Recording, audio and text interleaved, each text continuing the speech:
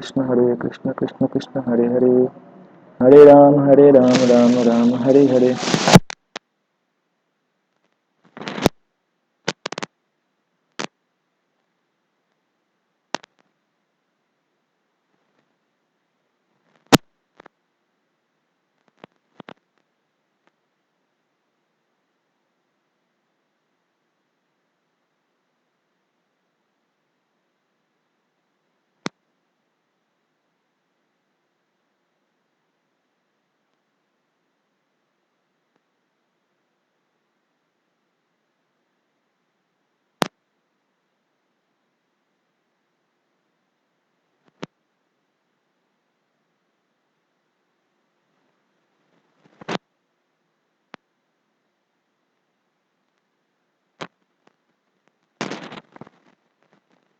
समझ सकते हैं कि कितना कठिन परिश्रम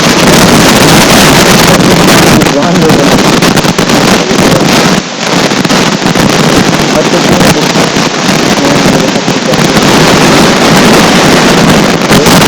जो हम करने का व्यवहार परिभाषाओं से ये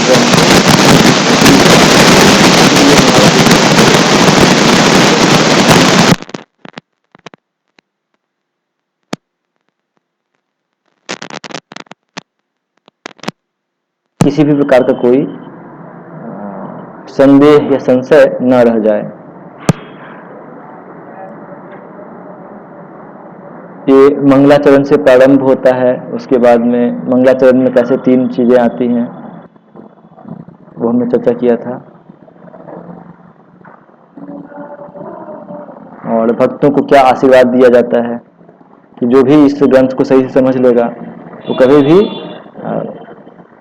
तत्व में भ्रम के कारण भक्ति को नहीं छोड़ेगा। फिर ग्रंथ का विभाग में हमने देखा था कि इसके 4 विभाग किए गए हैं, पूर्वी विभाग, दक्षिणी विभाग, पश्चिमी विभाग और उत्तरी विभाग। और फिर हमने देखा कि कैसे हम जो अभी कोर्स कर रहे हैं ये सिर्फ पूर्वी विभाग का चर्चा रहेगा, और उसमें भी पूरा नहीं, सिर्फ आधा भाग वर्तमान जो क्लासेज है वो। फिर आगे हो सकता है कि हम और भी चर्चा करेंगे। तो उसके अंतर्गत हमने देखा था कि उत्तम भक्ति की परिभाषा क्या होती है। अन्याभिलाषिका शून्यम ज्ञान कर्मादि अनावृतम आनुकूल्य कृष्णानुशीलनम भक्तिर उत्तमा। उसके बाद में हमने देखा था कि हम जो प्रैक्टिस कर रहे हैं वो किस प्रकार की भक्ति में आता है, क्या यह उत्तम भक्ति है या फिर गुणाभूत भक्ति है, यदि गुणीभूत भक्ति है तो किस गुण में है। इस प्रकार से हमने अपने भक्ति को समझने का प्रयास किया। फिर हमने देखा कि कैसे अभिलाषा शब्द को समझने के लिए हमने 2 प्रकार की चीजें देखी थी कि एक अभिलाषा होती है और एक अनर्थों के कारण जो कुछ विचार मन में आते हैं, इच्छाएं रहती हैं। तो इन दोनों में क्या फर्क है ये हमने देखा, और कैसे जब हम अन्याभिलाषिता कहते हैं तो उसमें अनर्थ की गिनती नहीं होती है, सिर्फ अभिलाषा की गिनती होती है। अर्थात हम क्या चीज इच्छित रूप से चाहते हैं या भक्ति के प्रैक्टिस से जब हम भक्ति कर रहे हैं तो उसके बदले में हम किन चीजों को चाह रहे हैं, उस चीजों की गिनती आती है।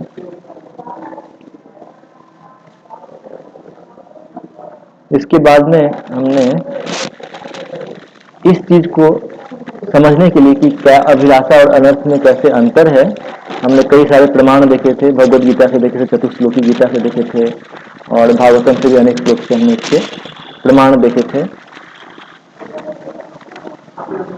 उसके बाद हमने नेक्स्ट सेक्शन में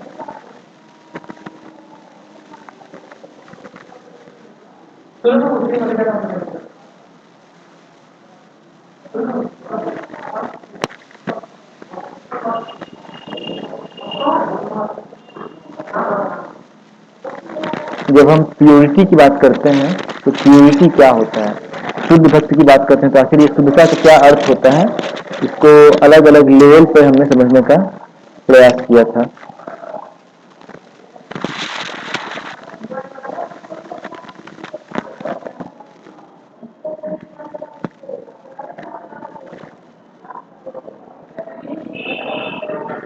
उसके बाद में हमने उत्तम भक्ति में कौन से 6 गुण होते हैं वो देखे थे, क्लेशाग्नि सुविधा ये सब। और उसके बाद फिर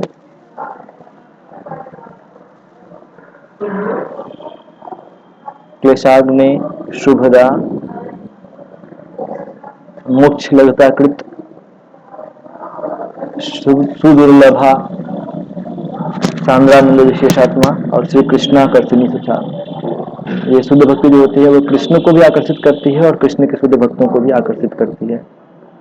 और फिर हमने ये देखा कि भक्ति को समझने के लिए क्या चीज योग्यता, किस योग्यता की आवश्यकता है।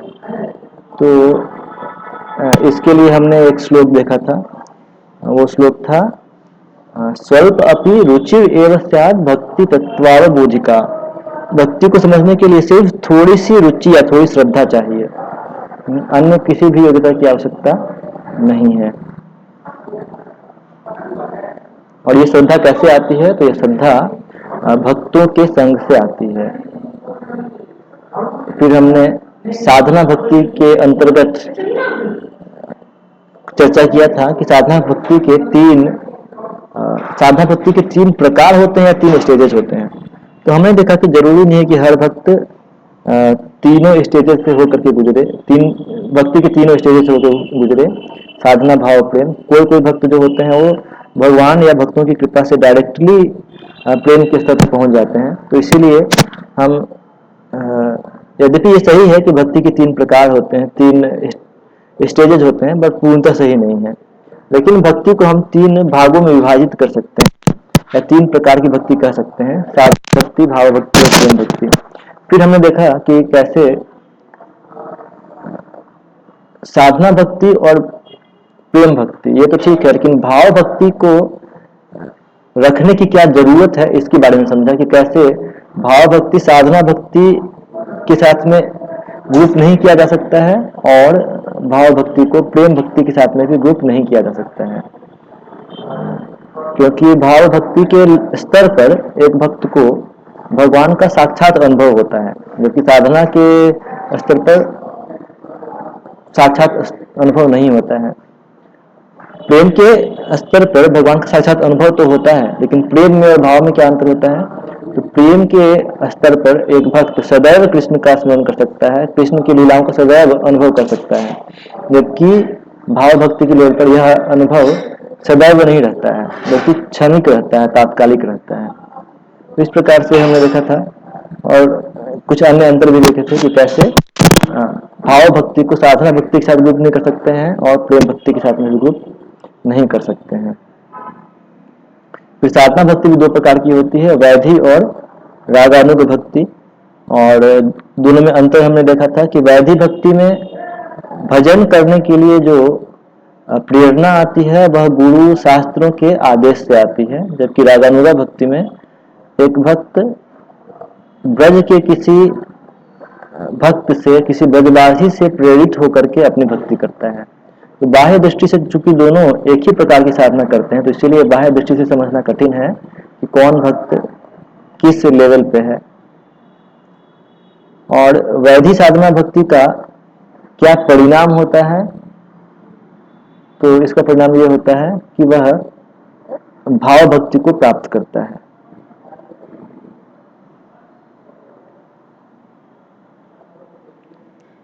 फिर अब हम देखेंगे कि भक्ति को लेने के लिए, वैधि साधना भक्ति ग्रहण करने के लिए क्या योग्यता आवश्यक है। तो इसमें हमने देखा था कि यह केनापि अति भाग्येन जात श्रद्धोस्य सेवने न अतिशक्तो न वैराग्य भाग अस्याम अधिकारी असौ। वैधि साधना भक्ति ग्रहण करने के लिए एक व्यक्ति को श्रद्धा होनी चाहिए और साथ ही उसमें न तो बहुत अत्यधिक आसक्ति होनी चाहिए और न तो बहुत अधिक वैराग्य होना चाहिए, क्योंकि ये दोनों ही भक्ति के लिए अनुकूल नहीं है। तो भक्त का विचार कैसा होता है? जो भी आए वह उसको कृष्ण की सेवा में लगाता है, तो इसलिए उसका ना तो आसक्ति है ना तो विरक्ति है। यदि कृष्ण की सेवा में लग गया तो यूज कर लो और नहीं लगे तो एक्सेप्ट मत करो। तो इस तरह से भक्त भक्ति को लेने की यह योग्यता होती है।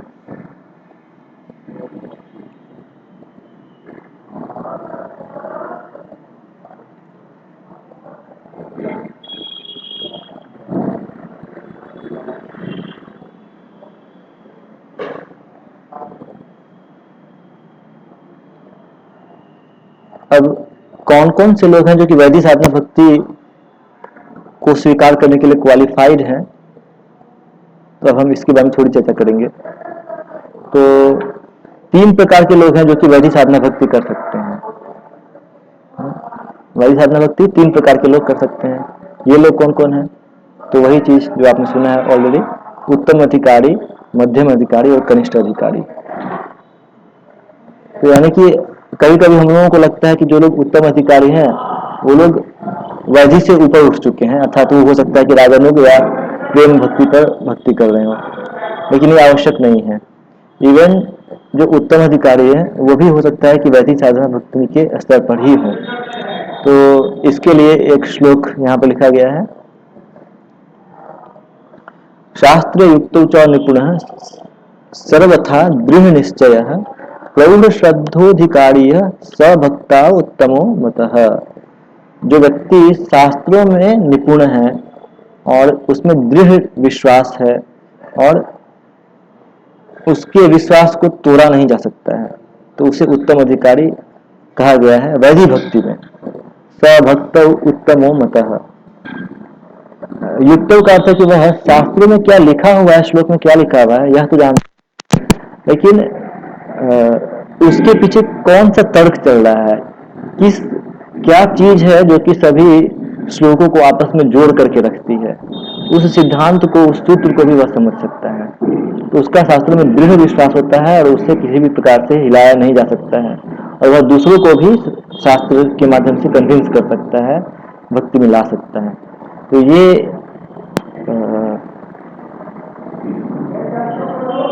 जो लोग उत्तम साधना भक्ति कर रहे हैं उनका ये लक्षण है। फिर इसके अलावा नेक्स्ट लेवल आता है मध्यम अधिकारी। तो मध्यम अधिकारी क्या है? यह शास्त्रादिषु अनिपुणः श्रद्धावान सतु मध्यमः। वो शास्त्रों में बहुत ज्यादा निपुण नहीं होता है, लेकिन फिर भी उसका भक्ति में दृढ़ विश्वास है, तो उसके विश्वास को आसानी से नहीं हिलाया जा सकता है। तो ये मध्यम अधिकारी का लेवल होता है। और कनिष्ठ अधिकारी का लेवल क्या होता है? यो भवेत कोमल श्रद्धा स कनिष्ठो निगद्यते। जिसकी श्रद्धा बहुत ही कोमल है। इसका मतलब क्या है कि यदि मान लीजिए कि विपक्ष में कोई ऐसा व्यक्ति तर्क वितर्क कर रहा है जो कि शास्त्रों में काफी निपुण है और उसके निपुणता के कारण वो हो सकता है कि शास्त्रार्थ में पराजित हो जाए और उसका विश्वास भी बहुत दृढ़ नहीं होता है, तो ऐसे व्यक्ति को कनिष्ठ अधिकारी के कैटेगरी में रखा गया है। लेकिन फिर भी वह व्यक्ति भक्ति को छोड़ता नहीं है। यदि वह भक्ति को छोड़ दे तो यानी कि उसका श्रद्धा है ही नहीं, और तब वो कनिष्ठ अधिकारी के लेवल में भी नहीं आएगा। तो यद्यपि वो भक्ति में पराजित हो जाता है तो फिर तर्क में पराजित होने से उसका श्रद्धा थोड़ा हिल जाता है, लेकिन फिर भी जब पुनः वो अपने गुरु से श्रवण करता है तो पुनः वो भक्ति में स्थापित ही रहता है, भक्ति को नहीं छोड़ता है। तो इसीलिए ये कनिष्ठ अधिकारी के लक्षण है। तो अब हमने एक प्रश्न पर चर्चा किया था लास्ट टाइम कि जो सुकृतिनी होते हैं, सुकृति वाले होते हैं, जो गीता में, जिनका गीता में वर्णन आता है, आर्तो अर्थार्थी जिज्ञासु ज्ञानी च भरतर्षभ। जो आर्थ हैं, अर्थार्थी हैं, जिज्ञासु हैं और ज्ञानी हैं, जिनको भगवान गीता में सुकृति कहते हैं, तो ये किस कैटेगरी में आते हैं? क्या वो कनिष्ठ अधिकारी के लेवल पे आते हैं, या मध्यम अधिकारी के लेवल पे आते हैं, या फिर उत्तम अधिकारी के लेवल में आते हैं? इसके बारे में हम चर्चा कर रहे थे। इसके बारे में बताया गया है, तत्र गीतादिसूक्तानां चतुर्णाम अधिकारिणाम मध्ये यस्मिन् भगवतः कृपा स्यात् तत्प्रियस्य वा स क्षीण तद्भावः स्यात् शुद्ध भक्ति अधिकारवम् यथेभः शौनकादिश्च ध्रुवः स च चतुःसनः। तो ये चार प्रकार के लोग हैं, जब वो भगवान का या फिर भगवान के भक्तों का कृपा प्राप्त करते हैं तब वो शुद्ध भक्त बन जाते हैं, लेकिन उसके पहले वो शुद्ध भक्ति के कैटेगरी में नहीं आते हैं। तो इसका अर्थ क्या हुआ कि उसके पहले वो कनिष्ठ या मध्यम या उत्तम अधिकारी के लेवल पे नहीं रहते हैं, उससे नीचे रहते हैं। जब वो भगवान या भक्तों की कृपा से भगवान या भक्तों की कृपा प्राप्त कर लेते हैं तो उसके बाद में वह शुद्ध भक्ति के लेवल पे आते हैं। तो इसका प्रमाण में फिर हमने बहुत सारे कुछ श्लोक दिए गए हैं, जैसे कि गजेंद्र है। तो गजेंद्र वो आर्त था, अर्थात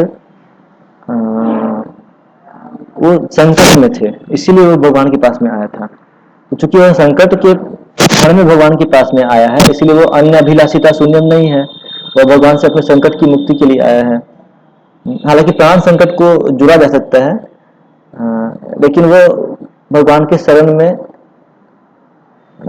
आर्थ के परिस्थिति में ही आया है और उसका मुख्य उद्देश्य अपने चिंताओं से बाहर निकलना है। लेकिन जब वो भगवान हरि के संपर्क में आया तो उसके बाद उसका यह चिंता दूर हो गया था, इसीलिए उसके बाद में वह शुद्ध भक्त बन गया। उसी प्रकार जिज्ञासु की कैटेगरी में शौनकादि ऋषि आते हैं, लेकिन जब वो सूत गोस्वामी के संपर्क में आए तो उनके संपर्क में आने से वो पुनः शुद्ध भक्त बन गए। उसी प्रकार से ध्रुव महाराज जो हैं वो भगवान के पास में आए थे, लेकिन उनकी भी अभिलाषाएं शून्य नहीं थी, उनकी बहुत सारी भौतिक इच्छाएं थी। लेकिन जब भगवान ने अपने शंख को भगवान ध्रुव महाराज के सिर पर रखा तो उस संपर्क को प्राप्त करने के बाद में ध्रुव महाराज की भौतिक इच्छाएं चली गई और वे शुद्ध भक्ति की कैटेगरी में आ गए। वैसे ही चतुर कुमार जो थे वो पहले ज्ञान मिश्र भक्त थे, लेकिन जब उन्होंने भगवान के चरणों में जो तुलसी रखी हुई थी उसके गंध को सूंघा तो उससे वो अपने ज्ञान को छोड़ करके शुद्ध भक्ति के स्तर पर आ गए। संक्षोभितम अक्षर चित्त तन्वोह, वो जो अक्षर में फिक्स्ड थे, ब्रह्म में दृढ़ थे, उनका वह दृढ़ हृदय भी वहां से संक्षोभित हो गया, शुद्ध हो गया और वो भक्ति के आवेश में आ गए। तो इस तरह से हम देखते हैं कि चूंकि ये चारों लोग अन्य अभिलाषा शून्य नहीं है, इसलिए इनको हम न तो कनिष्ठ अधिकारी, न मध्यम अधिकारी, न उत्तम अधिकारी के स्तर पर रख सकते हैं, ये इसके नीचे के लेवल पे हैं।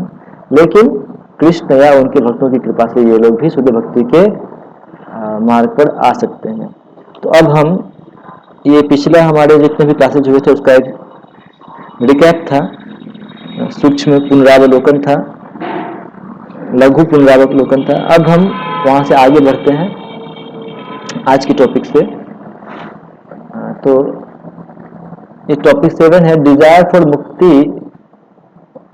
भुक्ति एंड मुक्ति ऑब्स्ट्रक्ट भक्ति।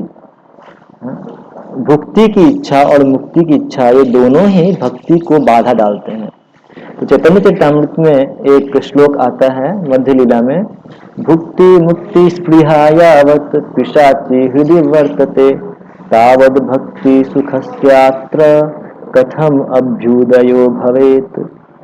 इसमें लिखा गया है कि भुक्ति यानी कि भौतिक जगत को भोग करने की इच्छा या मुक्ति यानी कि भौतिक जगत से बाहर मुक्त होने की स्पृहा, इच्छा, यावत पिशाची, ये पिशाची जब तक हृदय में विद्यमान है तब तक तावत भक्ति सुखस्यात्र कथम अभ्युदयो भवे, तब तक कैसे संभव है कि भक्ति का हृदय में उदय होगा, इसका कोई चांस नहीं है। और ये श्लोक को लिखने में मैंने पहले ही बताया कि जीव गोस्वामी और रूप गोस्वामी ने 17 साल लगाए थे। उन्होंने निश्चय ही काफी कठिन परिश्रम किया था इस ग्रंथ को लिखने के लिए। वो कितने महान विद्वान थे इसका हम कभी बाद में अलग से चर्चा करेंगे। एक छोटा सा उदाहरण मैं अभी बताता हूँ। जैसे रूप गोस्वामी जब ग्रंथों को लिखते थे तो आपको पता है कि वो लोग ताड़ पत्रों पर लिखते थे। और ताड़ पत्रों में कैसा होता है, जैसे कि हम लोग जब कॉपी पर लिखते हैं तो एक साइड में कॉपी पर लिख दिए और फिर पेज पलटते हैं, उसके बैक साइड में लिखते हैं और इस तरह से हम आगे बढ़ते आते हैं। लेकिन जब ताड़ पत्रों पर लिखना होता है तो उसमें ऐसा होता है कि जब आप एक साइड में कुछ लिखेंगे तो स्याही को सूखने के लिए कुछ समय देना होता है, 2 घंटे 3 घंटे 4 घंटे जब सूख जाते हैं आप तभी उसके पीछे में लिख पाएंगे। यदि बिना सूखे हुए लिख देंगे तो उधर वाला भाग जो है वो हो सकता है कि मिट जाए या उसमें कुछ धुंधलापन आ जाए, तो इसीलिए उसको 4 घंटा 5 घंटा एक दिन सुखाना के लिए रखना पड़ता है। तो जब रूप गोस्वामी अपने ग्रंथ को लिख रहे थे तो वो उन्होंने ग्रंथ कैसे लिखा कि वो तार के एक साइड में लिख देते थे पत्र के, और जब पीछे वाला साइड तो अभी लिख नहीं पाएंगे तो पीछे वाले साइड में क्या लिखना है उसको अपने मन में नोट करके और उसके आगे क्या लिखना है उस चीज को नेक्स्ट ताड़ पत्र पर लिखते थे। यानी मान लीजिए कि पेज नंबर 1 है और 2 है, पेज नंबर 1 2 तो बैक टू बैक एक ही पेज के अंदर आ गया, फिर अगला पेज जो है उसमें क्या लिखना है तो उन्होंने क्या किया, पेज नंबर 1 में क्या लिखना है वो चीज लिख दिया, और पेज नंबर 2 में अभी नहीं लिख सकते हैं क्योंकि 1 को सुखाना है, तो वो क्या कर रहे थे कि पेज नंबर 3 का कंटेंट लिख लेते थे, और जब 3 को सूखने के लिए डालते थे तब तक में पेज नंबर 1 सूख गया है तो फिर 1 लिख लेते थे, पेज नंबर 2 पर लिख लेते थे। तो इस प्रकार से वो उन्होंने भक्ति रसामृत सिंधु जैसे ग्रंथ का रचना किया है। तो ये एक बहुत ही महान विद्वता का उन्होंने परिचय दिया था।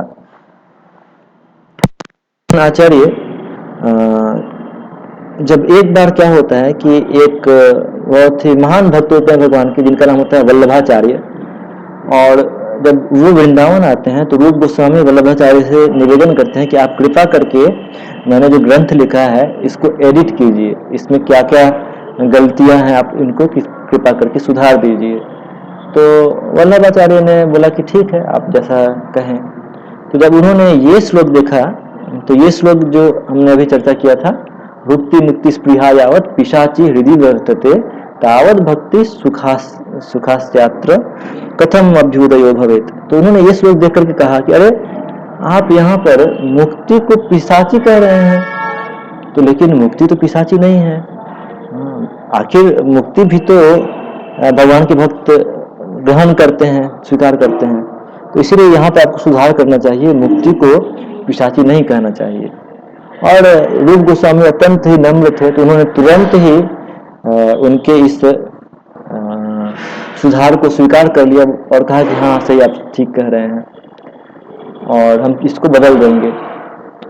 और इस चीज को जीव गोस्वामी जो पास में थे वो सुन रहे थे, तो उन्होंने सुन लिया था, तो फिर जब थोड़ा वहां से रूप गोस्वामी चले गए तो जीव गोस्वामी ने कहा कि वस्तुतः रूप गोस्वामी ने जो लिखा है वो गलत नहीं है। तो कैसे? उन्होंने बताया कि आप ध्यान से श्लोक को पढ़िए, उन्होंने श्लोक में ये नहीं लिखा है कि भुक्ति या मुक्ति जो है वो पिशाची है, बल्कि उन्होंने ये लिखा है कि भुक्ति मुक्ति स्पृहा यावत पिशाची हृदय वर्तते, अर्थात उन्होंने भुक्ति की स्पृहा को और मुक्ति की स्पृहा को पिशाची कहा है, मुक्ति को स्पृहा पिशाची नहीं कहा है। तो दोनों में अंतर क्या है? तो दोनों में अंतर है। यहाँ पर इसका अर्थ ये हुआ कि रूप गोस्वामी मुक्ति को गलत नहीं कह रहे हैं, मुक्ति की आलोचना नहीं कर रहे हैं, लेकिन मुक्ति पाने की इच्छा को वो गलत कह रहे हैं। जो भक्त हैं वो मुक्ति को जरूरी नहीं कि रिजेक्ट करेंगे, वो हो सकता है कि मुक्ति को स्वीकार करते हैं लेकिन अपने मन में मुक्ति की कामना नहीं रखते हैं, स्पृहा नहीं रखते हैं। मुक्ति की इच्छा जो है वो एक पिशाची के समान है जो हमारी भक्ति को बाधित करती है, मुक्ति भक्ति को बाधित नहीं करती है। और यदि कोई ऐसा मुक्ति भगवान कभी दे दें जिसमें कि सेवा का अवसर ना हो तो ऐसे मुक्ति को भक्त लोग स्वीकार नहीं करते हैं। यदि सरल शब्दों में कहें तो भक्त लोग कभी भी सायुज्य मुक्ति स्वीकार नहीं करते हैं क्योंकि इसमें सेवा का कोई अवसर नहीं होता है। इसका श्रीमद् भागवतम में एक श्लोक आता है,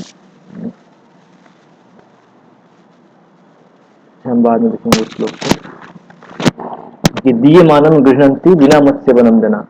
भगवान के भक्त जो होते हैं वो यदि मुक्ति में भी भगवान का सेवा ना हो तो उसको स्वीकार नहीं करते हैं। तो ये जब उन्होंने समझाया तो फिर वल्लभाचार्य कहे कि अरे हाँ आप तो सही कर रहे हैं। तब फिर वो वापस रूप गोस्वामी के पास में गए। उन्होंने रूप गोस्वामी को कहा अरे आपका ग्रंथ तो परफेक्ट है, आपके शिष्य ने मुझे इतना अच्छा तरीके से समझा दिया है, तो अब मुझे लगता है कि इस ग्रंथ में ये इतना परफेक्ट है, इसमें मेरे द्वारा कुछ भी सुधार करने की कोई जरूरत नहीं है, आप इसको रखिए, स्वीकार कीजिए। तो जब ये उन्होंने रूप गोस्वामी को पता चला कि जीव गोस्वामी ने वल्लभाचार्य से तर्क वितर्क किया है, तो उन्होंने तुरंत जीव गोस्वामी को कहा कि आप में अहंकार है, इसलिए आपको वृंदावन में रहने का कोई अधिकार नहीं है और आप वृंदावन से बाहर चले जाइए। और तब जीव गोस्वामी उनके इस आदेश को मानते हुए वृंदावन से बाहर चले गए थे। तो यहाँ पर हमें समझना है कि इसमें जीव गोस्वामी की कोई गलती नहीं थी, क्योंकि जीव गोस्वामी का इस पूरे घटना में अपना कोई निजी स्वार्थ नहीं था। वो तो सिर्फ रूप गोस्वामी के समझ की गहराई को दर्शाना चाहते थे कि कैसे रूप गोस्वामी ने के मन में क्या चल रहा है। और दूसरी तरफ रूप गोस्वामी ने भी उनको दंड दे करके यह सिद्धांत एक स्थापित करना चाहते थे कि जो लोग वृंदावन में रहना चाहते हैं उनके लिए क्या भावना उनके मन में होनी चाहिए। तो इसीलिए इस चीज को स्थापित करने के लिए उन्होंने उनको दंडित किया और वृंदावन से बाहर जाने के लिए कह दिए। तो एक बात समझना है कि ऐसा नहीं है कि जो भक्त होते हैं उन्हें मुक्ति का अवसर नहीं मिलता है, मुक्ति नहीं मिलता है, वो तो नेचुरली और ऑटोमेटिकली ही मिल जाता है। उसके लिए मुक्ति प्राप्त करने के लिए भक्त को अलग से कुछ प्रयास नहीं करना पड़ता है। जो भुक्ति है वो एक पिशाची है, क्योंकि वो निजी इंद्रिय तृप्ति भक्ति को ढक देता है। निजी इंद्रिय तृप्ति की कामना भक्ति को ढक देता है। तो भुक्ति एक पिशाची है ही, और मुक्ति काम जो है वो भी एक पिशाची है, क्योंकि इसमें स्वार्थ बहुत अधिक होता है और ये स्वार्थपरकता भक्ति को ढक देती है। हमारे आचार्य लिखते हैं कि इन दोनों में मुक्ति स्पृहा जो है वो ज्यादा खतरनाक है भुक्ति स्पृहा की तुलना में। कारण क्या है? तो कारण ये है कि भुक्ति की स्पृहा बहुत ज्यादा फोकस्ड नहीं होती है। जैसे कि आज आदमी एक चीज का भोग करना चाहता है तो कल किसी दूसरी चीज का भोग करना चाहता है, परसों तीसरी चीज का भोग करना चाहता है। तो उसका जो भोग का इंटेंसिटी है, तीव्रता है, वो बहुत अधिक नहीं होता है। लेकिन जो मुक्ति कामी होते हैं वो अच्छी तरह से समझ चुके हैं कि भौतिक जगत में कोई ऐसा चीज है ही नहीं जिसका भोग से सुख मिल सकता है। तो यानी कि उनका भौतिक किसी भी प्रकार का आकर्षण नहीं है। तो अब वो डायरेक्टली और एकमात्र मुक्ति पर ही फोकस्ड रहते हैं। तो उनका मुक्ति को पाने की इच्छा इतनी तीव्र होती है, इतनी तीव्र होती है कि वह उनके भक्ति की इच्छा को पूरी तरह से ढक देती है। तो इसीलिए कहा देखा जाता है कि ऐसे मुक्ति कामियों के लिए भगवान की भक्ति के पथ को स्वीकार करना अत्यंत कठिन होता है। अकाम सर्व कामो वा मोक्ष काम उदारधि तीव्रेण भक्ति योगेन रजेत पुरुषम परम। तो भागवतम इसीलिए कहा गया कि जो मोक्ष कामी है उन्हें भी बहुत तीव्र भक्ति योग को ग्रहण करना चाहिए। और ये बात की कैसे जो लोग मुक्ति कामी हैं, मैं यहाँ पर इस बात को समझाने का प्रयास कर रहा हूँ कि कैसे मुक्ति की स्पृहा एक पिशाची है, इस बात को हम समझने का प्रयास कर रहे हैं। तो इसमें जो लोग मुक्ति के लिए स्पृहा रखते हैं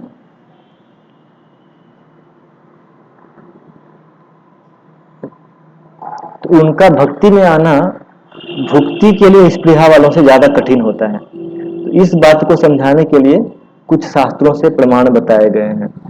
जैसे श्रीमद् भागवतम में एक श्लोक आता है, आत्मा रामश्च मुनयो निर्ग्रंथा अपि उरुक्रमे कुर्वन्ति अहेतुकीं भक्तिम इत्थम भूत गुणो हरिहि। तो यहाँ बताया गया है कि आत्मा रामश्च मुनयो, ऐसे मुनि जो आत्मा राम हैं, अर्थात वो भौतिक इच्छाओं से ऊपर उठ चुके हैं, जिनका आराम, जिनका आनंद आत्मा में ही स्थित है। तो आत्मारामश्च मुनयो निर्गंथा अपि उग्र में, ऐसे लोग भी जो आत्माराम है, कुर्वंती अहैत किम भक्तिम, ऐसे लोग भी हाँ, हरि भक्ति में आनंद को प्राप्त करते हैं। कुर्वंती अहेतु किम भक्तिम इत्तम भूत गुणों हरि, ऐसे हरि इतने महान गुणों वाले हैं कि ये वो भुक्ति कामियों को तो आकर्षित करते ही करते हैं, आत्मारामी को भी आकर्षित कर सकते हैं। तो यहाँ पर ध्यान दीजिएगा च शब्द पर, आत्मारामस च मुनयो, यानी कि ये दिखाता है कि यदि टफ नट्स, जो कठिन लोग हैं, वो भी भगवान के प्रति आकर्षित हो जाते हैं। वैसे ही एक अन्य श्लोक लिखा गया है, परिनिष्ठितोऽपि नैर्गुण्या उत्तम श्लोक लीलया गृहीत चेता राजर्षे आख्यानम यद अधीतवान। ये श्रीमद् भागवतम में सेकेंड कैंटो से लिया गया है। तो अभी हम लोग जो हमने पीडीएफ फाइल भेजा था उसमें पृष्ठ संख्या 226 नंबर पेज पर चर्चा कर रहे हैं। इनकेस आप लोगों ने नहीं खोला हो तो आप खोल सकते हैं, ताकि आपको समझने में आसानी होगी। Page number 226।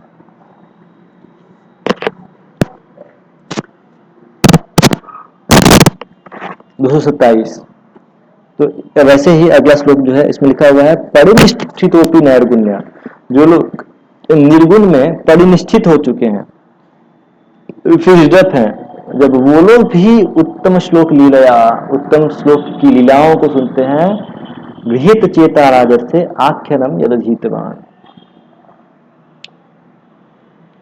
तो वो उन लीलाओं के प्रति आकर्षित हो जाते हैं। तो यहाँ पर देखिए, यहाँ पर अपी आया है, यानी कि एंड, यानी कि इवन ये लोग भी जो सबसे टफ नट्स हैं, जो सबसे कठिन लोग भक्ति में आने वाले हैं, ऐसे लोग भी आ जाते हैं भगवान की लीलाओं को सुनने के बाद में। ये भगवान हरि के गुणों की महिमा है। फिर वैसे ही आप देखिए इस अगले श्लोक में जो हम ले रहे हैं उदाहरण के तौर पर, ये भागवत में आता है, तस्यारविंद नयनस्य पदारविंद किंजल्कमिश्र तुलसी मकरंद वायु अंतर्गतः स्वविवरेण चकार तेषां संक्षोभमक्षरजुषामपि चित्ततन्वोः। तो यहाँ पर देखिए अपि शब्द है, संक्षोभम अक्षर जुषाम, जो लोग अक्षर जुषाम यानी कि निराकार ब्रह्म में जो फिक्स्ड अप थे, उनका भी चित्त तन्वोः, उनका भी चित्त, मन और शरीर क्या हो गया, संक्षोभित हो गया, क्षुब्ध हो गया। जो पहले ब्रह्म में फिक्स्ड था, स्थिर था, वह अब संक्षुब्ध हो गया, क्षुब्ध हो गया। यानी कि ज्ञानी भी अपि, यहाँ इसका अर्थ क्या हो गया कि ज्ञानी जैसे कठिन लोग भी भक्ति को स्वीकार करते हैं। तो अपि शब्द पर आप ध्यान देते रहिए, हर श्लोक में आप देखिएगा अपि शब्द लिखा गया है। वैसे ही अगला उदाहरण दिया गया है, चौथा उदाहरण, को निशते पाद सरोज भाजाम सुदुर्लभोर्थेषु चतुर्षु अपीह तथापि नाहं प्रवृणोमि भूमन् भवत्पदां भोजनिसेवनोत्सुकः।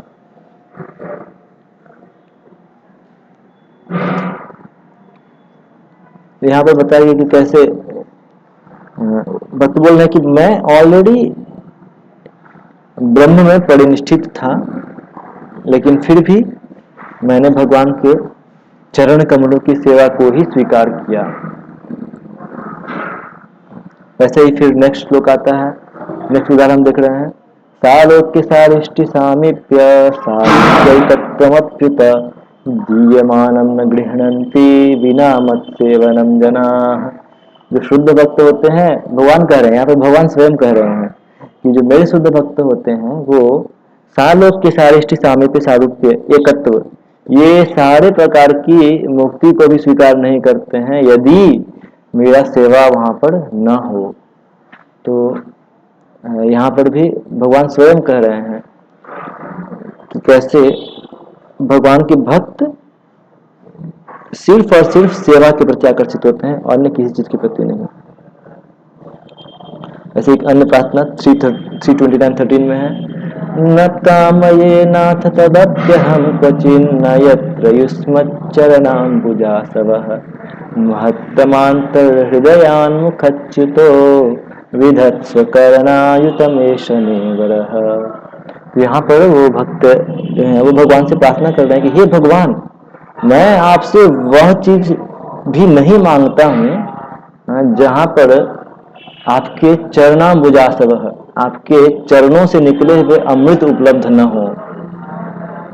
और ये अमृत कहाँ उपलब्ध है?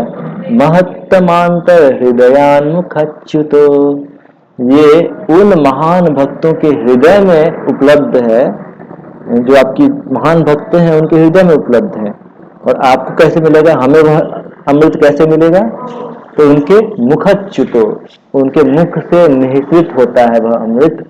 विधत्स्व करणायुतमेशमेव। तो यदि आप मुझे वरदान देना चाहते हैं तो आप मुझे लाखों लाखों कान दे दीजिए, जिससे कि मैं शुद्ध भक्तों के हृदय में संचित अमृत जो उनके वाणी के माध्यम से निकलता है उसको सुन सकूं। और मुझे वो नहीं चाहिए, न काम ये नाथ तद अपि अहम क्वचित, मुझे वो नहीं चाहिए।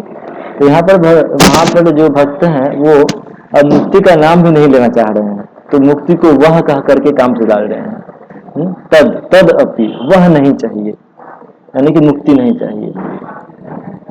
वैसे ही एक अन्य श्लोक में कहा गया है, यहाँ पर भगवान शंकर पार्वती को कह रहे हैं, नारायण पराः सर्वे न कुतश्चन बिभ्यति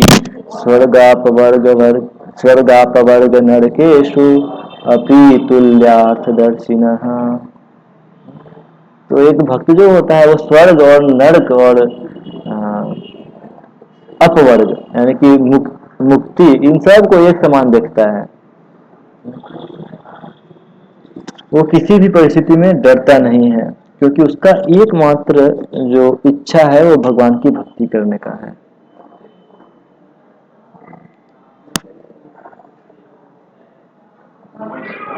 तो ये मुक्ति की स्पृहा का भी अलग अलग लेवल है।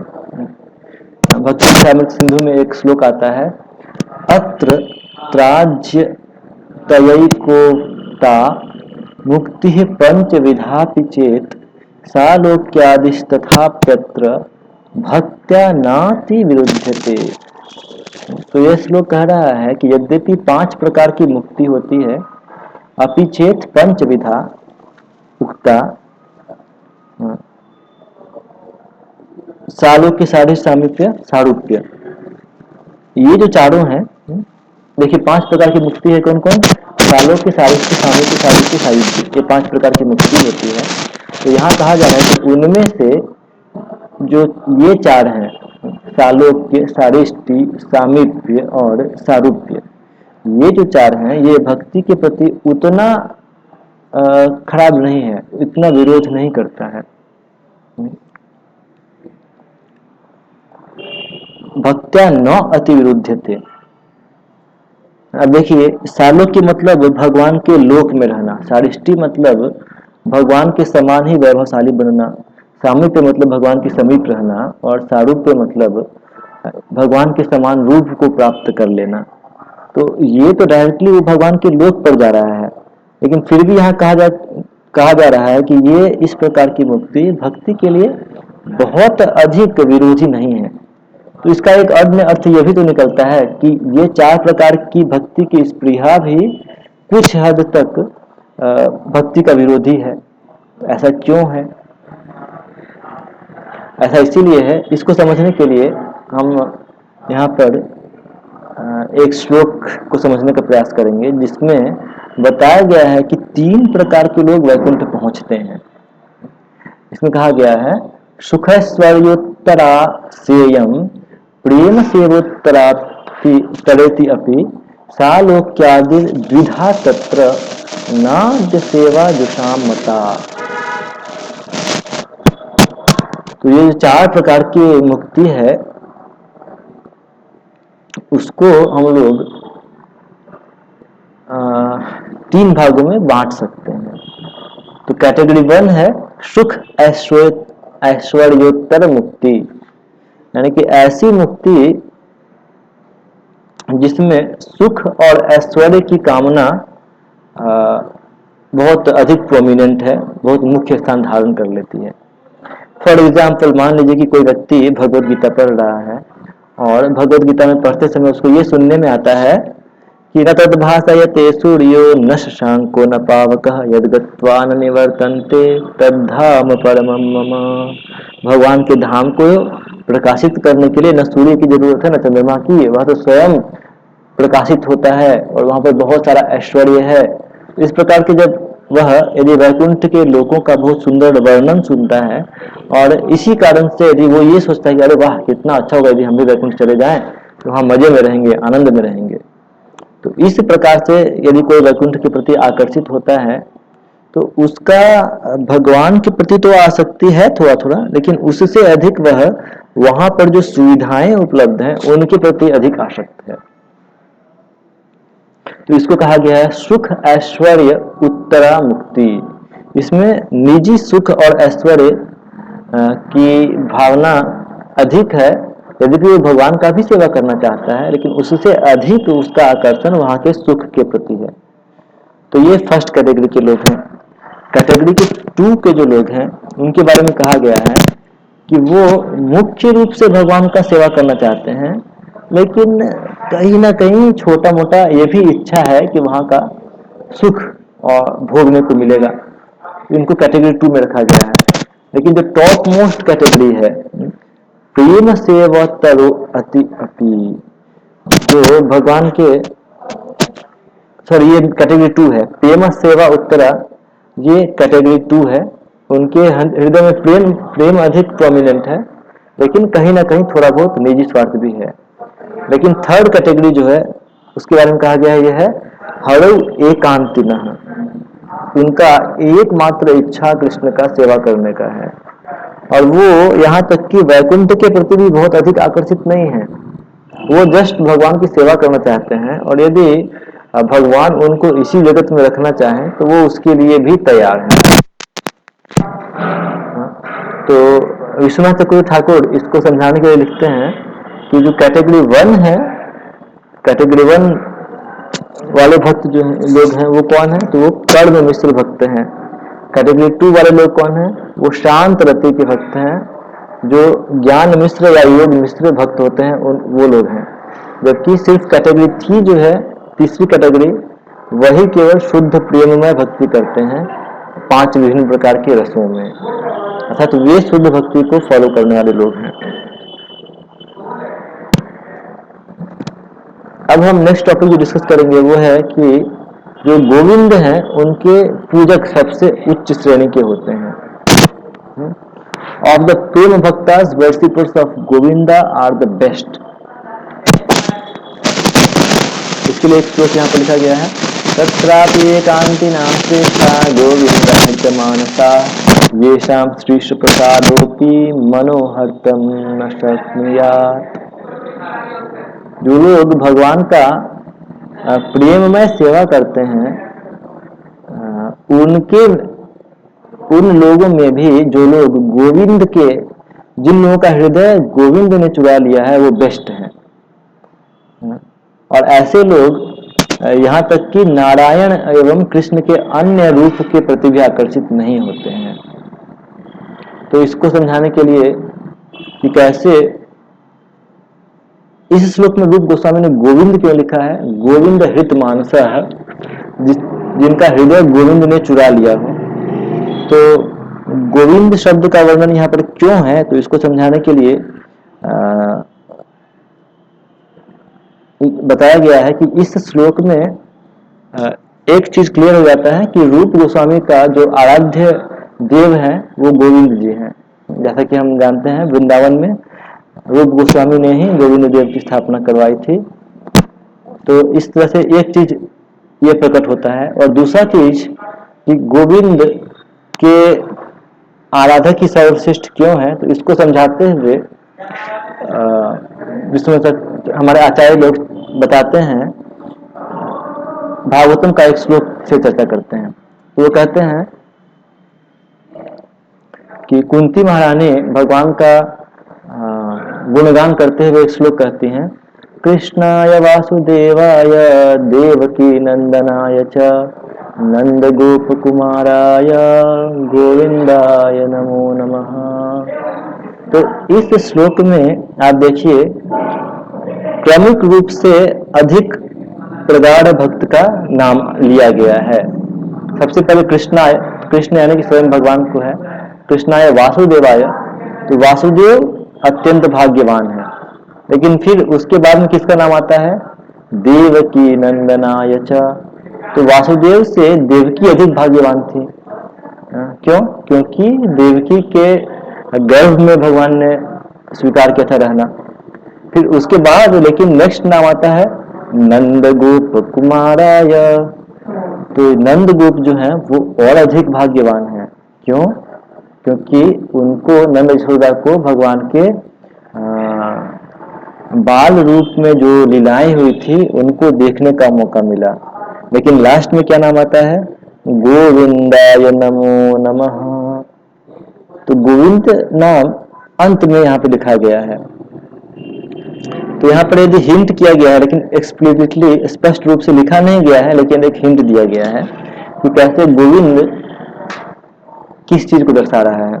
तो ऐसा कहते हैं कि जब कृष्ण ने गोवर्धन धारण किया था, उसके बाद में जब इंद्र उनसे क्षमा मांगने के लिए आते हैं, तो उस समय में भगवान का नाम गोविंद रखा जाता है।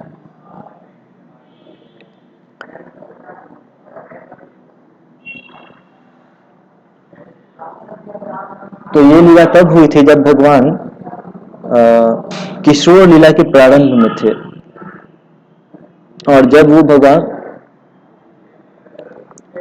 गोपियों से मिलते हैं उस समय उनका नाम गोविंद रखा गया था। तो अर्थात गोविंद शब्द भगवान के गोपियों को इंडिकेट करता है कि कैसे भगवान उनको आनंद प्रदान करते हैं। और इस संबंध में भागवतम में भी एक सेक्शन आता है जिसमें लिखा गया है कि कैसे जब भगवान कृष्ण रासलीला से अप्रकट हो गए थे, तो गोपियां उनको खोजते हुए यहाँ वहां भटक रही थी। तो तब उन्होंने नारायण भगवान को देखा। जब वो नारायण भगवान को देख रही थी तो वह उनको देख करके ओम नमो नारायणाय यह कह करके प्रणाम कर लेते थे, और फिर तुरंत उनसे पूछते थे कि कृष्ण किधर है, कृष्ण किधर है, आप ये बताएं कि कृष्ण किधर है। तो अर्थात वो जानते थे कि नारायण भगवान है, लेकिन फिर भी वो नारायण के प्रति आकर्षित नहीं होते थे। वो उनका आकर्षण कृष्ण के प्रति ही था।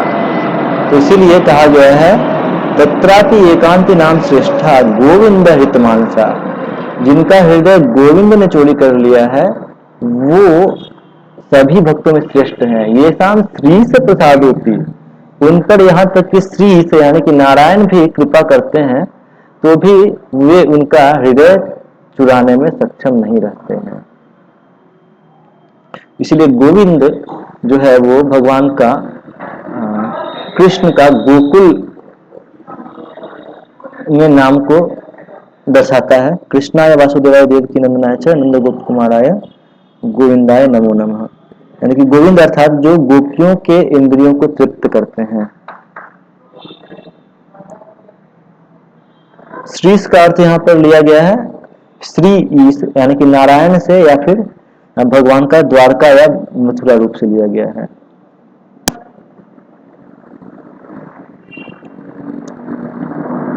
तो सभी प्रेम भक्तों में से गोविंद के पूजक सर्वश्रेष्ठ हैं।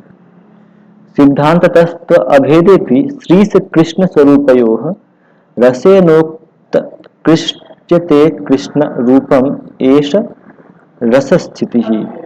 यद्यपि भगवान के विष्णु और कृष्ण रूप आपस में अभिन्न हैं, सिद्धांतस्तु अभेदे अपि श्री से कृष्ण स्वरूपयोः, फिर भी कृष्ण के रूप को श्रेष्ठ कहा गया है क्योंकि उनका जो रस है वो उच्चतम प्रकार का प्रेम प्रदान करता है।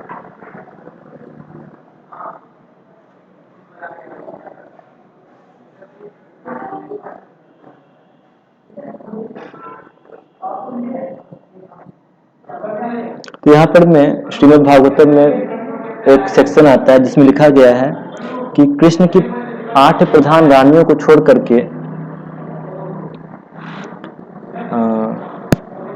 जो अन्य रानियां थी उनका कृष्ण के प्रति आकर्षण के बारे में चर्चा है। वो कहते हैं कि हम लोग इस पृथ्वी पर कोई राज्य नहीं चाहते हैं, हम कोई योग सिद्धि नहीं चाहते हैं, हम ब्रह्मा का भी स्थान नहीं चाहते हैं, और यहाँ तक कि हम भगवान का धाम भी प्राप्त नहीं करना चाहते हैं। हमारी तो बस इतना ही इच्छा है कि हम अपने सिर पर कृष्ण के उन चरण रज को धारण करें जो गोपियों के वक्षस्थल से निकलता है।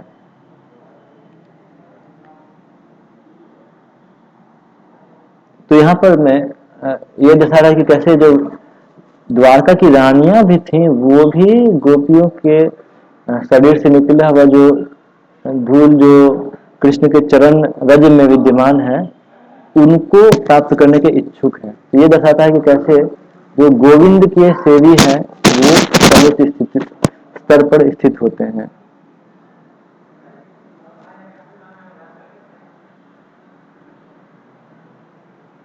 वैसे ही शास्त्र में लिखा गया है कि लक्ष्मी जी जो यद्यपि बहुत ही श्रेष्ठ हैं लेकिन फिर भी उनके बारे में भागवत में लिखा हुआ है, O Lord we do not know how the serpent Kaliya has attained the great opportunity of being touched by your dust of lotus feet. हमें नहीं पता है, ये नाग पत्नी लोग हैं वो लोग प्रार्थना कर रहे हैं भगवान से कि हमें नहीं पता है कि इस दुष्ट कालिया को ये मौका मिल गया कि वो आपके चरणों के रज को प्राप्त कर रहा है। यहाँ तक कि लक्ष्मी जी भी सैकड़ों वर्ष से तपस्या कर रही हैं इस चरण रज को प्राप्त करने के लिए। और उद्धव भी इसी प्रकार से प्रार्थना करते हैं कि कैसे लक्ष्मी जी, ब्रह्मा जी और योगी वो सब भी भगवान का सिर्फ मौन में भगवान के चरणों को स्मरण कर सकते हैं, लेकिन रस नृत्य के दौरान भगवान कृष्ण ने अपने चरणों को गोपियों के शरीर पर रखा था और उन्होंने भगवान के चरण को आलिंगन किया था। तो इसीलिए उनका स्थान सर्वश्रेष्ठ है। तो हम देखते हैं कि अलग अलग भक्त लोग जो है वो भगवान को प्रार्थना कर रहे हैं, चाहे वो उद्धव हो, लक्ष्मी है, गोपी है, ये लोग भगवान को प्रार्थना कर रहे हैं। तो आखिर वो क्या चाहते हैं इसके बारे में कहा गया है कि उद्धव जो है वो ऐसा नहीं है कि वो एक गोपी बनना चाहते हैं, बल्कि उद्धव के अंदर में ये इच्छा है कि जिस प्रकार से गोपियों के अंदर में भगवान के प्रति प्रगाढ़ प्रेम है, वह प्रेम की प्रगाढ़ता मेरे संबंध में भी रहे। अर्थात वो भगवान के सखा ही बने रहना चाहते हैं, लेकिन उस सखा रूप में भी भगवान के प्रति प्रगाढ़ता बढ़ जाए। इसको समझाने के लिए एक उदाहरण दिया गया है, जैसे कि यशोदा मैया है, तो जब कृष्ण सुबह सुबह जाते हैं गैयों को चराने के लिए, तो यशोदा मैया को चिंता होता है कि अरे कृष्ण जा रहे हैं और वहां पर तो रास्ते में बहुत सारे कंकड़ पत्थर हैं तो उनके पैरों को चुभेगा। तो ये सोच करके कृष्ण के लिए यशोदा मैया चप्पल बनवाती हैं, लेकिन कृष्ण मना कर देते हैं कि नहीं नहीं, यदि गैयों के पास में चप्पल है नहीं है तो मैं भी नहीं पहनूंगा। तो कृष्ण की चिंता में यशोदा मैया अपने प्रेम की प्रगाढ़ता के कारण उनके लिए चप्पल बनवाती हैं। दूसरी ओर जो कृष्ण के सखा लोग रहते हैं उनको भी कृष्ण के चरणों की चिंता रहती है, तो वो लोग कृष्ण को आराम देने के लिए क्या करते हैं, तो वो कृष्ण को अपने कंधों पर धारण करके कभी कभी उनके चरणों का मसाज करते हैं। जो गोपी हैं वो भी कृष्ण के चरणों के प्रति बहुत चिंतित रहती हैं और वो उनके चरणों को आनंद प्रदान करने के लिए उनका अपने शरीर से आलिंगन करती हैं। जो गैया हैं वो भी उनके चरणों के प्रति बहुत चिंतित हैं और वो क्या करती हैं, तो वो वृंदावन में जो भी पत्थर हैं उनको अपने चरणों से तोड़ तोड़ करके पाउडर बना देती हैं। और जो वृंदावन के धूल कण हैं वो भी कृष्ण के चरणों के प्रति बहुत चिंतित हैं और वो क्या करते हैं, तो वो अपने आप को सर्दियों में गर्म कर लेते हैं और गर्मियों में अपने आप को ठंडा कर लेते हैं ताकि कृष्ण जब उन रजों के संपर्क में आए तो उन्हें आनंद मिले। यानी कि वृंदावन में प्रत्येक व्यक्ति का चिंता है कि कैसे कृष्ण को आनंद प्रदान किया जाए, लेकिन अपने अपने रस के अनुसार वह उस चिंता को व्यक्त करते हैं, रस को बदलना नहीं चाहते हैं। तो यही चीज ये सारे भक्त लोग जो प्रार्थना कर रहे हैं तो वो वास्तव में अपने ही रस में विद्यमान रह करके कृष्ण को कैसे सर्वोच्च सुख प्रदान किया जाए इसके बारे में वो चिंता करते हैं, प्रार्थना करते हैं। और गोपियों का भगवान के प्रति प्रेम सर्वोच्च है, इस बात को कुंती महारानी, उद्धव, भीष्म देव, नाग पत्नी और लक्ष्मी जी ये सभी स्वीकार करती हैं। तो इसीलिए हम कह सकते हैं कि जितने भी प्रेमी भक्त होते हैं उन सब में गोविंद के जो सेवी हैं वो सर्वोच्च होते हैं। अब अगली चर्चा जो हम करेंगे वो है टॉपिक 10th टॉपिक है कि भक्ति को स्वीकार करने के लिए कोई भी भौतिक अयोग्यता नहीं है, कोई भी व्यक्ति भक्ति को स्वीकार कर सकता है। तो एक श्लोक लिखा गया है भक्ति साम्य सिंधु में, शास्त्रतः श्रूयते भक्तौ नृमात्रास्याधिकारिता सर्वाधिकारितां माघ स्नानस्य ब्रुवतायतः दृष्टा नित्यता वसिष्ठेन हरिभक्तिर्नृपं प्रति। तो शास्त्र कहते हैं कि यदि कोई नृमात्रस्य, यदि कोई मनुष्य बन गया है तो वह भक्ति करने का अधिकारी बन जाता है। सिर्फ मनुष्य बन जाना ही भक्ति के लिए अधिकार प्राप्त कर लेना है। कैसे? जिस प्रकार से यतः ब्रूता सर्व अधिकारिताम माघ स्नानस्य, माघ में स्नान करने का अधिकार सबका है। कोई भी व्यक्ति हो वह माघ के महीने में, यद्यपि वह ठंडा होता है तो माघ के समय में सुबह में स्नान करना कठिन होता है, लेकिन यह अधिकार सबका है, वो भी स्नान कर सकता है। तो वशिष्ठ राजा से इसी बात को समझाना चाह रहे हैं कि भक्ति को ग्रहण करने का अधिकार सबका है। कोई भी यदि मनुष्य जन्म को प्राप्त कर चुका है तो वह उसको ग्रहण कर सकता है। यद्यपि ये बात सत्य है कि भक्ति को सिर्फ वही लोग स्वीकार करेंगे जिनमें भक्तों के संपर्क से थोड़ी बहुत श्रद्धा आ गई है, लेकिन फिर भी जहां तक योग्यता की बात है तो कोई भी व्यक्ति भक्ति को स्वीकार करने के लिए रिजेक्टेड नहीं है, हर एक व्यक्ति स्वीकार कर सकता है।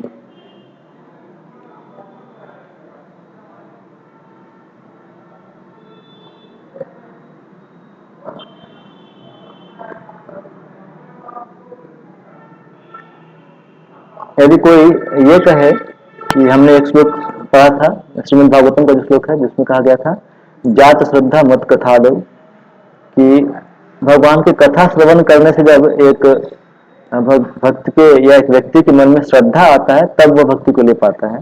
तो कोई कह सकता है कि जो भगवान का कथा श्रवण है वो तो हायर कास्ट के लोग करते हैं लेकिन सब तो नहीं कर सकते हैं, तो यानी कि क्या इसका मतलब ये हो गया कि अन्य लोग भक्ति को स्वीकार नहीं कर सकते हैं? तो इसका उत्तर है कि नहीं, कोई भी व्यक्ति जो मनुष्य शरीर को प्राप्त किया है वह भक्ति को स्वीकार कर सकता है। यदि कोई पूछे जा रहे वो तो संस्कृत तो नहीं पढ़ पाएंगे, तो उत्तर ये दिया जा सकता है कि अभी भक्ति शास्त्र जो है वो हर अन्य भाषा में उपलब्ध है। श्रील प्रभुपाद की कृपा से आज हर भाषा में लगभग ये सारे ग्रंथ उपलब्ध हैं। और पद्म पुराण में काशी खंड में एक श्लोक आता है, अंत्यजा अपि तद्राष्ट्रे शंख चक्रांक धारिणः संप्राप्य वैष्णवीं दीक्षां दीक्षिता इव संबभूः। इस श्लोक में कहा गया है कि तद राष्ट्रे, उस राष्ट्र में जो अंत्यज हैं, आउटकास्ट हैं, मतलब जो ब्राह्मण क्षत्रिय वैश्य शूद्र से बाहर आते हैं, उससे नीचे के कास्ट के हैं, वो लोग भी संप्राप्य वैष्णवीं दीक्षां, वो लोग भी वैष्णव दीक्षा को प्राप्त करते हैं। और शंख चक्र अंक धारिणः, उनके शरीर पर शंख चक्र के अंक मार्क्स पाए जाते हैं। और वो लोग भी दीक्षिता एवं संबभूव, जिस प्रकार से दीक्षा प्राप्त करने पर एक भक्त तेजमय बन जाता है, तो ये जो अंत्यज हैं, ये लोग भी दीक्षा प्राप्त करके बिल्कुल देदीप्यमान हो जाते हैं।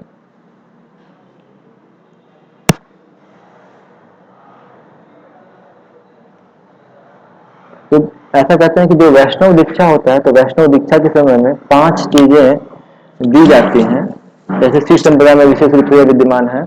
तप, ऊर्ध्व, पुंड्र, नाम, याग और मंत्र, ये 5 चीज दिया जाता है। तप का अर्थ है कि एक धातु का बना हुआ शंख, चक्र इत्यादि जो है, ये शरीर में तपा करके सताया जाता है। ये एक चीज दर्शाता है कि तपस्या को दर्शाता है कि कैसे भक्ति में हमें तपस्या करना भी आवश्यक है।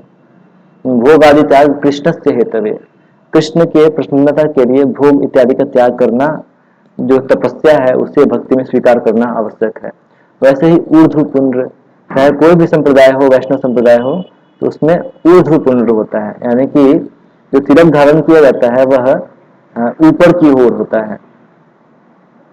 और वैसे ही नाम, तो दीक्षा के समय में वह एक नाम को स्वीकार करता है, आध्यात्मिक नाम दिया जाता है। और याग, दीक्षा के बाद में भक्त से अपेक्षा की जाती है कि वह कुछ भगवान का पूजा अर्चना करे या कुछ इस प्रकार का सेवा दिया जाता है। और मंत्र, तो दीक्षा के समय में एक भक्त को भगवान का नाम या गायत्री या अन्य कुछ मंत्र दिया जाता है। तो ये 5 चीजें दीक्षा के समय में भक्त को दी जाती हैं: तप, ऊर्ध्व पुंड्र, नाम, याग और मंत्र। इनके बारे में भक्ति विनोद ठाकुर बहुत विस्तार से लिखते हैं। तो यहाँ पर क्या कहा जा रहा है कि ये जो पंच संस्कार हैं जो दीक्षा के समय मिलते हैं, तो ये संस्कार प्राप्त कर करके जो अंत्यज हैं वो भी दैदीप्यमान है। तो अर्थात साधारण शब्दों में कहें तो अंत्यज यानी कि जो लोग वर्णाश्रम से बाहर हैं, वो लोग भी दीक्षा प्राप्त करने के अधिकारी हैं और वो लोग भी उसको प्राप्त करके भगवान को प्राप्त कर सकते हैं। और इस चीज को श्रीमद् भागवतम में बहुत ही स्पष्ट रूप से लिखा गया है 2:746 में, जहां लिखा गया है ते वै विदन्ति अतितरन्ति च देव मायां स्त्री शूद्र हूण सबरा अपि पाप जीवा यद्यद्भुत क्रम परायण शील शिक्षा तिर्यज्जनापि किमुसुत धारणाये।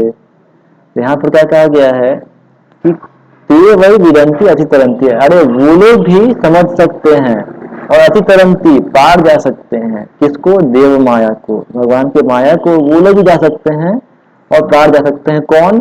तो स्त्री, शूद्र, हूण, सबड़, अपि पाप जीवा। स्त्री शूद्र ये लोग भी जा सकते हैं। तो चलो भाई, स्त्री और शूद्र समझ में आता है, लेकिन फिर क्या है? हूण, सबड़। तो जो हूण है और सबड़ है, ये लोग पाप जीव में आते हैं। तो ये लोग भी भगवान के पास जा सकते हैं, भगवान को समझ सकते हैं और माया के पार जा सकते हैं। कब? यद्यद्भुत क्रम परायण शील शिक्षा तिर्यग जनापि किमुसुत धारणा ये। तो यहाँ पे कहा गया है, भागवतम कहता है कि अरे यदि तिर्यक जन भी ट्रेन किए जा सकते हैं। तिर्यक जन मतलब जो मनुष्य जीवन से भी नीचे के जन हैं, नीचे के जीव हैं, जैसे कि पशु हैं, पक्षी हैं। तो तिर्यक जन को भी ट्रेनिंग दिया जा सकता है। जैसे मान लीजिए कोई तोता है, तो उसको भी यदि सिखाया जाए सीताराम सीताराम, अब देखिएगा वो तोता भी धीरे धीरे सीताराम बोलने लगता है। वैसे ही कुत्तों को भी यदि सिखाया जाता है, जैसे मेरा एक बचपन में मित्र था, तो वो अपने कुत्ते को बहुत ट्रेनिंग देता था। तो मुझे कुत्ते से बहुत डर लगता था, मैं उसके पास जाना नहीं चाहता था, लेकिन वो जबरदस्ती मुझको उसके पास लेके जाता था और फिर बोलता था टाइगर हाथ मिलाओ। तो टाइगर को जैसे ही वो बोलता था हाथ मिलाओ, तो टाइगर क्या करता था? टाइगर कुत्ते का नाम था, वो टाइगर बाघ नहीं था, कुत्ते का ही नाम था। तो वो क्या करता था? वो 2 पैरों पर खड़ा हो जाता था और हाथ ऐसे आगे बढ़ा देता था हाथ मिलाने के लिए। तो भागवतम कह रहा है कि अरे यदि तिर्यक जन, यदि पशुओं को भी ट्रेनिंग दिया जा सकता है, तो मनुष्यों का कहना ही क्या है। वह कितने भी पापी प्रजाति में क्यों न जन्म लिया हो, यदि कोई भी मनुष्य मनुष्य है, मनुष्य रूप धारण किया है, शरीर मिल चुका है, तो उसको शील शिक्षा, उपयुक्त शिक्षा के माध्यम से ट्रेनिंग दिया जा सकता है और वह भी व्यक्ति अपने जीवन में माया के पार जाकर के भगवान के चरणों को प्राप्त कर सकता है। तो फिर उनके बारे में क्या कहना जो श्रुत धारणा, जिनको वैदिक ट्रेनिंग मिला है, शिक्षा मिला है, अर्थात ब्राह्मणों के बारे में, वैष्णवों के बारे में कहना ही क्या। यदि तिर्यक जन और स्त्री और शूद्र और शबर और हूण जैसे लोग भी कृष्ण को प्राप्त कर सकते हैं, भक्ति को प्राप्त कर सकते हैं। इसीलिए प्रत्येक जीव आत्मा, प्रत्येक मनुष्य भक्ति को, पथ को स्वीकार करने के लिए योग्य है, क्वालिफाइड है। ये हमारा चर्चा था। अभी किसी के मन में कोई प्रश्न है तो आप प्रश्न पूछ सकते हैं।